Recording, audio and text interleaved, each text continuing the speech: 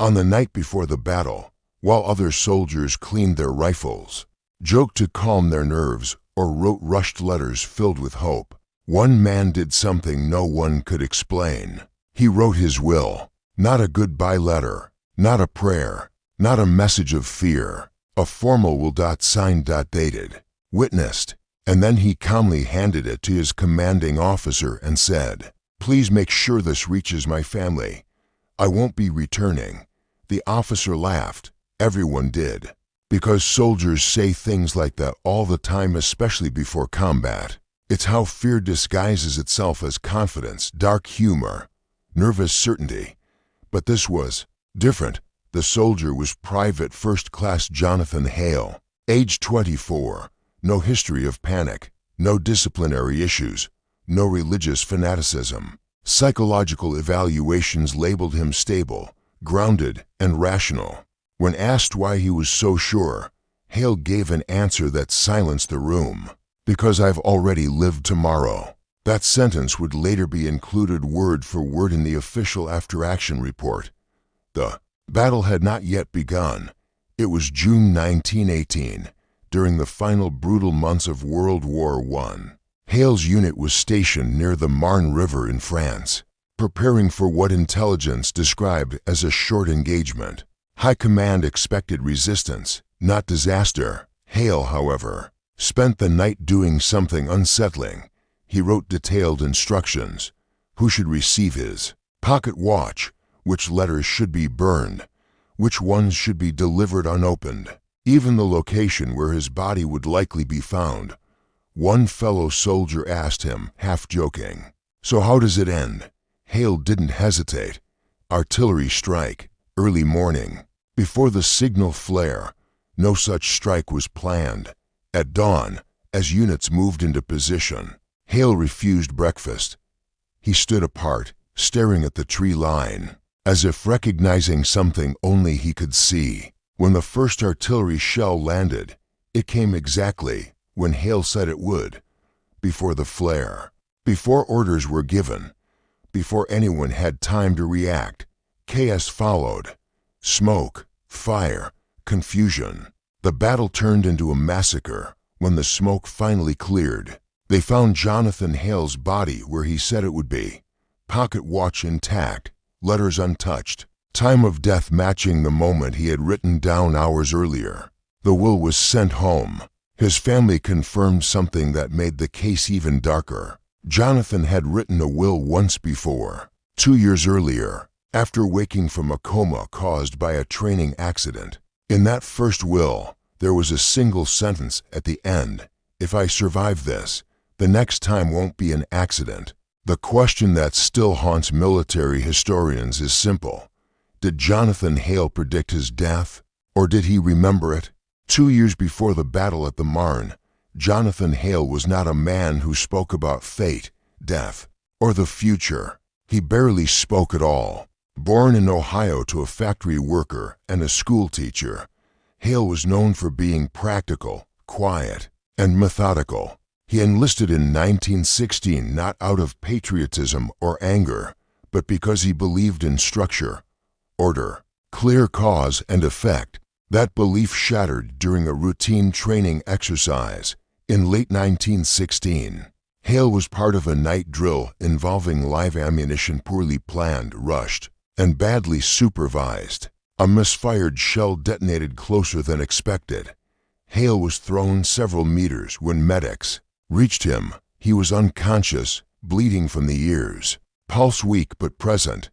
Doctors later wrote that he should not have survived. He remained in a coma for 9 days. During that time, Hale flatlined twice, not briefly, long enough for nurses to call it, and yet each time his heart restarted without intervention. When he finally woke up, the doctors were relieved, the officers were confused, and the man who opened his eyes was different. Hale asked a strange question almost immediately. "What date is it?" When told, he frowned. "That's not right," he said. "That already happened." Doctors assumed confusion, post-traumatic delirium, but Hale continued. He asked about soldiers who had not yet died and named the exact weeks. They would. He corrected a nurse about a transfer order that would be issued 3 days later. When the order arrived, word for word as Hale described, the staff stopped laughing. Psychiatric evaluation followed. The report concluded, subject shows no signs of delusion. Beliefs are held calmly, without emotional distress. Subject does not claim supernatural experience. Subject insists on memory, not prediction. That line would later be underlined in red ink. Hale refused to describe what he experienced during the coma. He only said, "I wasn't gone. I was ahead." From that point on, Hale began keeping notebooks, not diaries, logs, dates, locations, events. Some were mundane and accurate, others were impossible. A bridge collapse months before it occurred. A supply shortage blamed on weather that hadn't happened yet.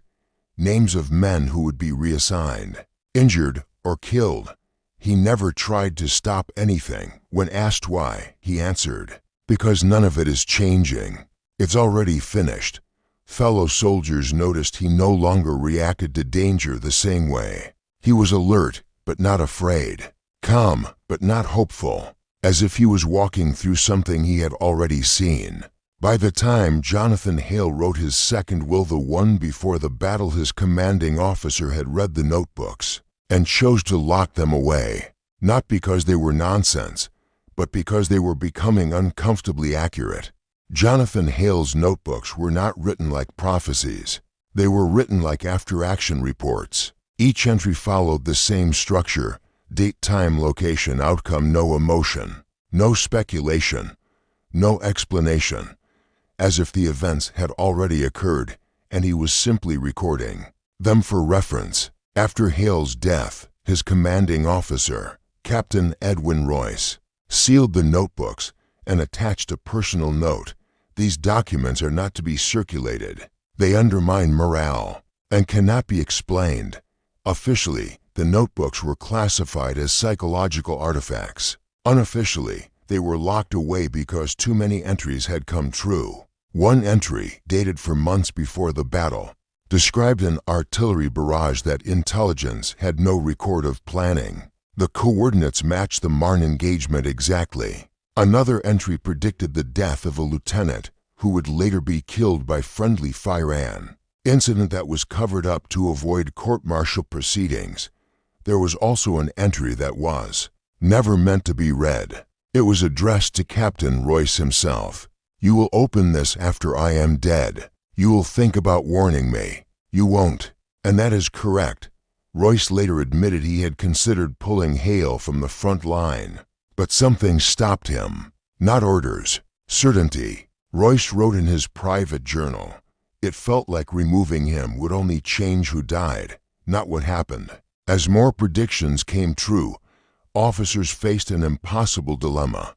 If Hale knew the future, then the future was fixed. If the future was fixed, then intervention was pointless. And if intervention was pointless, then responsibility became meaningless. Some soldiers began avoiding Hale. Others sat with him at night, asking quiet questions they were afraid to ask themselves. Hale always gave the same answer: "It doesn't matter what you do, only that you do it." One soldier asked him directly, "Do we win?" Hale thought for a long time, then said, "The war ends. But winning isn't the word I'd use." The most unsettling notebook entry was dated the day after his death. It contained no events, only a single sentence: "This is where I stop remembering." That page unnerved everyone who read it, because it implied something terrifying. Hale did not remember beyond his own death, not because the future ended, but because his perspective did. He was not seeing the future. He was remembering a timeline in which he did not exist beyond that point, which raised a question no one wanted to answer. If Jonathan Hale had already lived this life once before, what caused him to return? Military historians still debate the engagement near the Marne. On paper, it should never have happened. Intelligence reports from the night before showed no major enemy movement.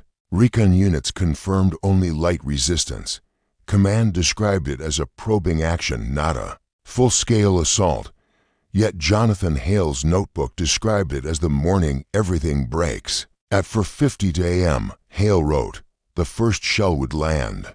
The official battle log records the first impact at 4:52 a.m. That coincidence alone unsettled later analysts, but it wasn't the worst of it. Hale had also noted a miscommunication between units, a delayed signal flare, a collapse of the left flank, friendly artillery overshooting. Every failure unfolded exactly as written. One officer later testified that Hale seemed strangely at peace as the unit advanced. He did not hesitate. He did not rush. He simply moved to the position he had already marked in his notebook weeks earlier. A sergeant shouted for Hale to take cover. Hale shook his head. "That's not where it happens." Moments later, an artillery shell detonated directly behind him. The blast killed him instantly. The officer who recovered Hale's body noticed something deeply unsettling. Hale's pocket watch had stopped, not broken, stopped. At 4:52 a.m., when the battle ended hours later, losses were catastrophic. What was meant to be a limited engagement turned into one of the unit's worst days of the war. An internal review quietly blamed unforeseeable variables, but Captain Royce knew better. He had read Hale's notebooks. He submitted a sealed addendum to the report, one that was never officially acknowledged. It contained a single question: if a soldier remembers his own death, do we still send him to war? The addendum was removed from the file. The notebooks were transferred to military intelligence. Then, without explanation, they vanished. No transfer record, no destruction order, just gone. Years later, a declassified memo would briefly reference them. Materials deemed incompatible with operational morale. The battle near the Marne faded into history. Jonathan Hale did not, because his story left behind a haunting possibility. That time is not a straight line, and some people do not move forward through it. Some wake up, already remembering how it ends. When Jonathan Hale's will arrived at his family's home in Ohio, it carried the weight of inevitability, not grief, certainty. The envelope was postmarked 3 days before the battle. Inside was not only the will, but a letter addressed to his parents and younger sister. It did not read like a farewell. It read like instructions. He thanked them calmly for things that had not yet happened. He referenced arguments they would have after his death, and reassured them that those arguments would pass. Then came the line that unsettled them the most: "Please do not search for meaning in this." "I already did." Jonathan's mother, Margaret, later told a local reporter that reading the letter felt like being remembered by someone who was still alive. The will itself was meticulously detailed. Specific belongings assigned, future dates acknowledged. Even the wording of his headstone was written out. It included a phrase no one could explain: born twice, died once. The family assumed shock. Then they found the earlier will. It had been written in 1916. After Jonathan awoke from his coma, it was legally sound, properly witnessed, filed. And at the end of it, written in the same careful handwriting, was a note: "This is the rehearsal." Jonathan's sister, Eleanor, kept that document hidden for years. When she finally showed it to a historian in the 1950s, he noticed something disturbing. The handwriting in both wills was identical, not similar. Identical, no variation in pressure, no aging, no stress markers, as if they were written at the same time. Margaret Hale believed her son had been given a choice, not whether he would die, but whether he would warn anyone. In his letter, Jonathan had written, "Knowing is heavier than dying, but someone should carry it." The family honored his wishes. They did not speak publicly. They did not ask questions. They buried him with the pocket watch that had stopped at 4:52 years later. When Eleanor passed away, her belongings were catalogued. Among them was a small notebook. Inside, copied carefully in Jonathan's handwriting, was a single sentence he had spoken after waking from his coma: "I came back because someone needs to remember it ends." No one ever determined what it referred to. only that Jonathan Hale seemed to have lived long enough to make sure the ending was written down. After the war ended, the military did everything it could to forget Jonathan Hale. His name did not appear in official studies. His notebooks were never returned. His case was quietly categorized as combat fatality, but the question he left behind refused to disappear, because Jonathan Hale was not the only soldier who claimed to remember events before they happened. During post-war medical reviews, a handful of veterans reported eerily similar experiences after near-fatal injuries. Not visions, not dreams, memories. One artilleryman described knowing the exact moment a shell would misfire weeks in advance. Another infantry officer said he had lived the final days of the war twice, with the second time feeling slower, heavier, more deliberate. Doctors labeled it confabulation, trauma response, neurological damage. But a classified medical memo from 1923 offered a different possibility. Certain patients report temporal displacement of consciousness following cardiac arrest. The memo was never published because it raised a terrifying implication. If consciousness can return from death with memory intact, then death is not a boundary. It is a checkpoint. Jonathan's case was cited in the memo under a redacted identifier, not as an anomaly, as a confirmation. Military command feared the consequences of acknowledging this. If soldiers believed death could be remembered, then fear would change, and so would obedience. One general reportedly said, "An army that knows the future cannot be commanded."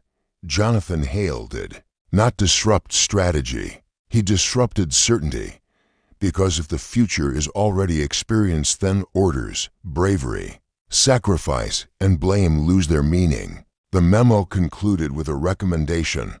All references to temporal recall should be suppressed. Survivors should be encouraged to forget. Forgetfulness, it seemed, was operational necessity. Jonathan did not forget.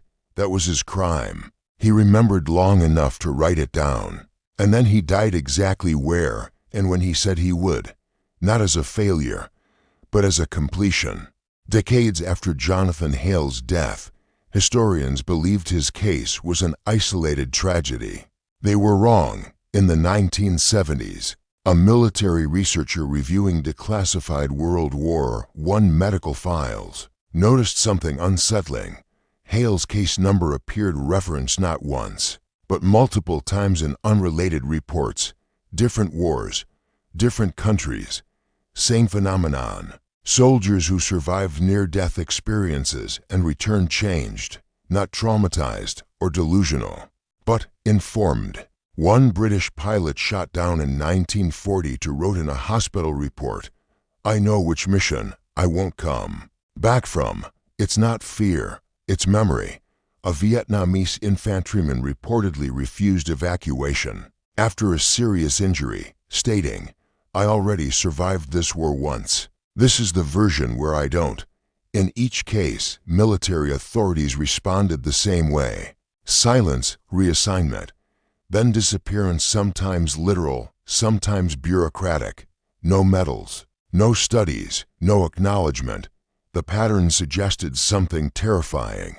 Jonathan Hale had not been special.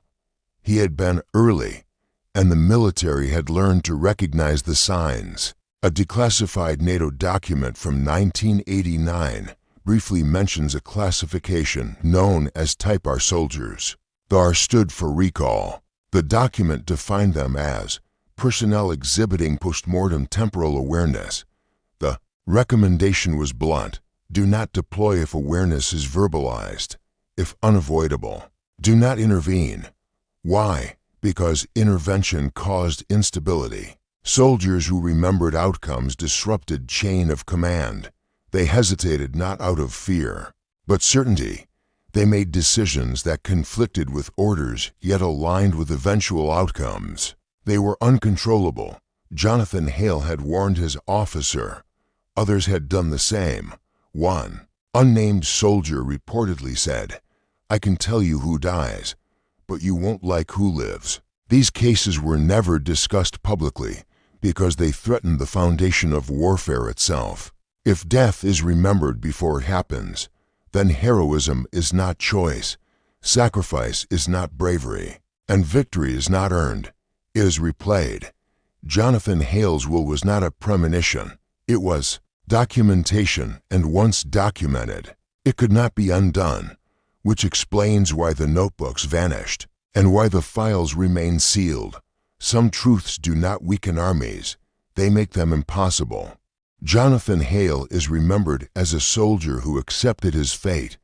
That description is wrong. He did not accept death. He recognized it. There is a crucial difference. Fear comes from uncertainty. Jonathan had none. What haunted him was not dying but remembering a future no one else could see, remembering conversations that had not yet occurred, remembering grief that had not yet arrived. His will was not written because he believed he would die. It was written because to him, he already had. The tragedy of Jonathan Hale is not that he went to war knowing he would not return. It is that he returned once already and was forced to live through it again. He never tried to escape his death, not because he couldn't but because he understood something terrifying. Altering the outcome would not free him. It would only change who carried the burden. By writing his will, by documenting his memory, Jonathan made a choice. If the ending could not be avoided, it could at least be witnessed. Military authorities buried his case because it challenged the most powerful illusion of all, that time moves forward equally for everyone. Jonathan proved it doesn't. For some, time loops. For others, it fractures. And for a few unlucky souls, it returns them to a moment they've already lost. Today, Jonathan Hale's grave is unremarkable, a name. 2 dates, a war most people no longer study closely. But buried with him is something far heavier than a body. A question: if a man can remember his own death, what does that say about free will? Was Jonathan brave, or was bravery irrelevant once the ending was known? And if remembering the future is possible, how many others walk among us now, quietly carrying endings they cannot change? Jonathan Hale wrote his will not to say goodbye. He wrote it to leave proof that time is not always lived forward, proof that sometimes the most tragic fate is not dying young, but remembering exactly how it ends.